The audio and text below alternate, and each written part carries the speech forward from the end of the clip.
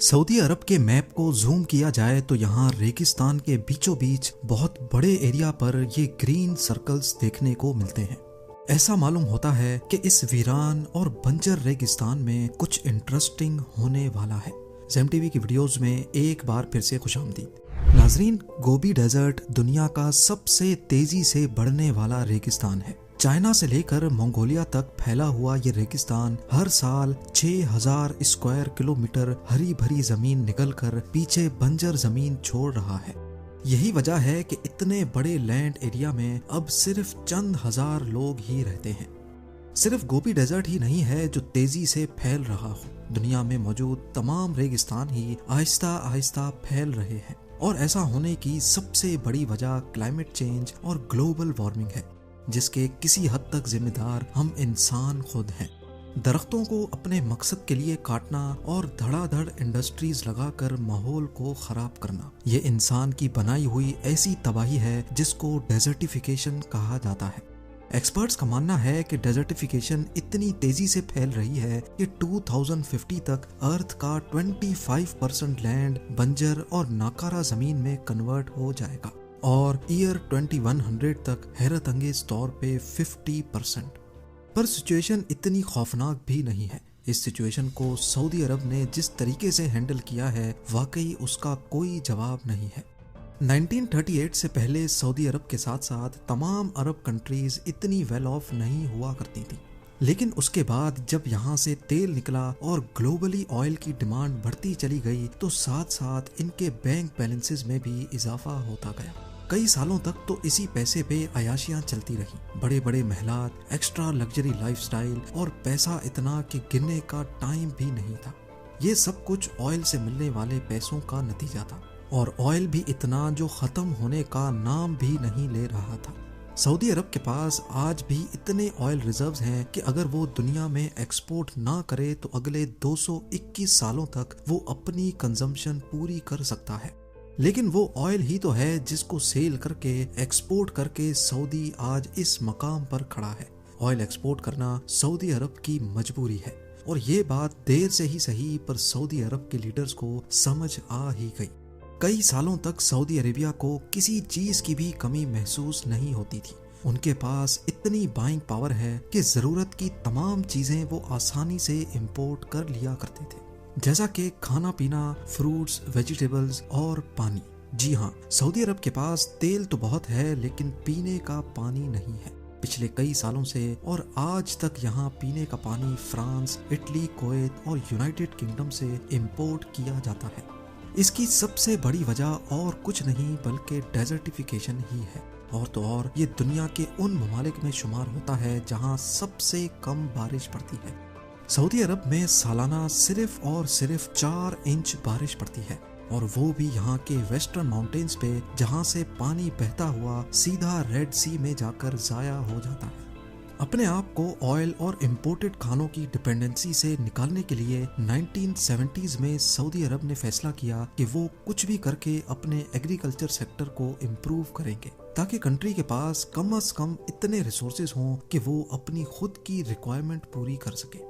आज अगर satellite map पे देखा जाए तो सऊदी अरब में लाखों एकड़ बंजर रेगिस्तान को आहिस्ता आहिस्ता ग्रीन सर्कल्स में कन्वर्ट किया जा रहा है।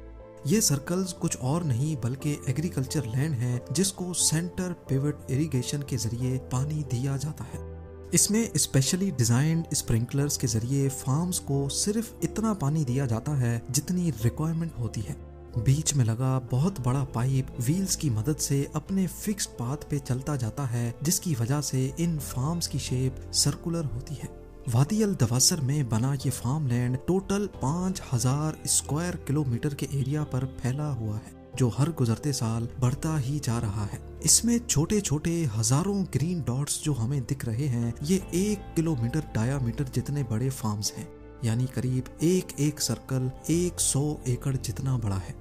नॉर्मल इरिगेशन सिस्टम, जिसको फ्लड इरिगेशन भी कहा जाता है, उसमें ज्यादातर पानी जमीन एब्जॉर्ब कर लेती है और काफी एवापोरेट भी हो जाता है। लेकिन क्योंकि सेंटर पिवट इरिगेशन में सिर्फ उतना ही पानी दिया जाता है जितनी फसल को जरूरत होती है, यही वजह है कि इसमें 90% पानी की बचत की जाती है।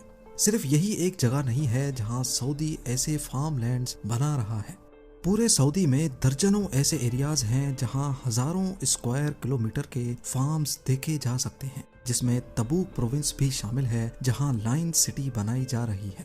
پر سوال یہ ہے کہ ان فارمز کو بنانے کے لیے سعودی کے پاس اتنا پانی آتا کہاں سے ہے، جبکہ یہاں نہ تو کوئی پرماننٹ ریورز ہیں اور نہ ہی یہاں اتنی بارشیں پڑتی ہیں۔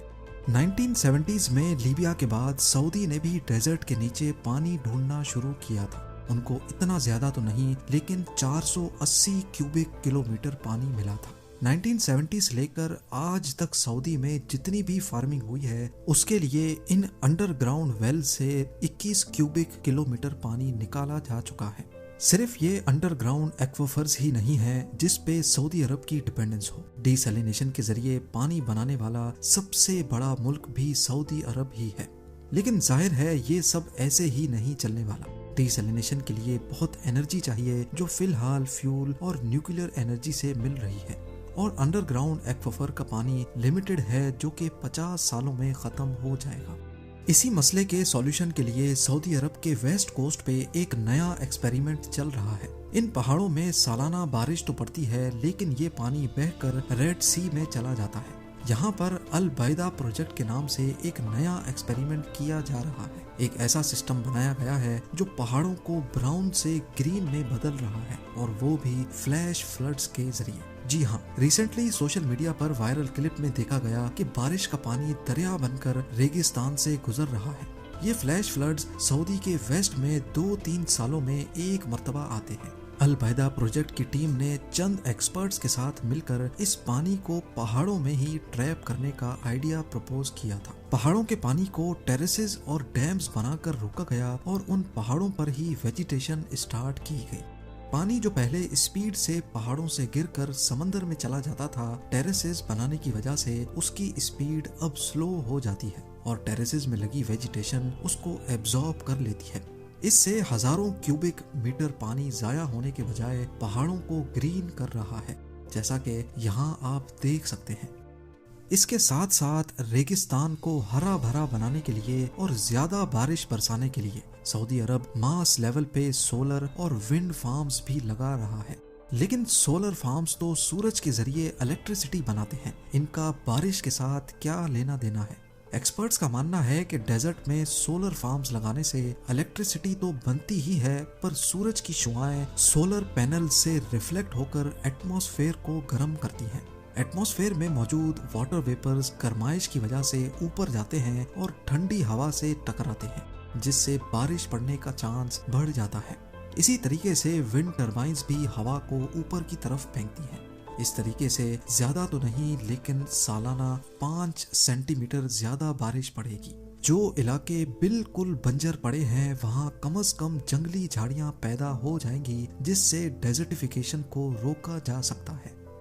اس بات میں تو کوئی شک نہیں کہ سعودی مشکل حالات سے لڑ کر ہزاروں نہیں لاکھوں گرین فارمز بنانے میں کامیاب ہو چکا ہے، اور یہ نمبرز ہر سال بڑھتے ہی جا رہے ہیں۔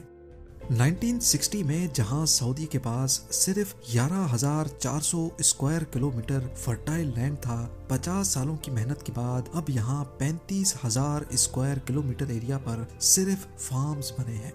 یہ ایریا اتنا ہی ہے جتنا بڑا تائیوان یا پھر بیلجیم ہے۔ آج سعودی عربیہ اتنا سیلف سفیشینٹ ہو گیا ہے کہ وہ انٹرنیشنل مارکیٹ میں کموڈیٹیز ایکسپورٹ بھی کر رہا ہے، جس میں کارنز، سویا بینز، ٹری نٹس، ویٹ اور رائس شامل ہیں۔ ڈیزرٹیفیکیشن پر قابو پانے کے لیے 2022 میں سعودی عرب نے 1,20,00,000 نئے درخت بھی لگائے ہیں۔ اپنی لائن سٹی پروجیکٹ کو نظر میں رکھتے ہوئے سعودی ایکسپرٹس کا اندازہ ہے کہ 2030 تک یہ درخت 2,25,000 ہیکٹیئرز ریگستان کی زمین کو گرین لینڈ میں کنورٹ کر پائیں گے۔ امید ہے زیم ٹی وی کی یہ ویڈیو بھی آپ لوگ بھرپور لائک اور شیئر کریں گے۔ آپ لوگوں کے پیار بھرے کامنٹس کا بے حد شکریہ۔ ملتے ہیں اگلی شاندار ویڈیو میں۔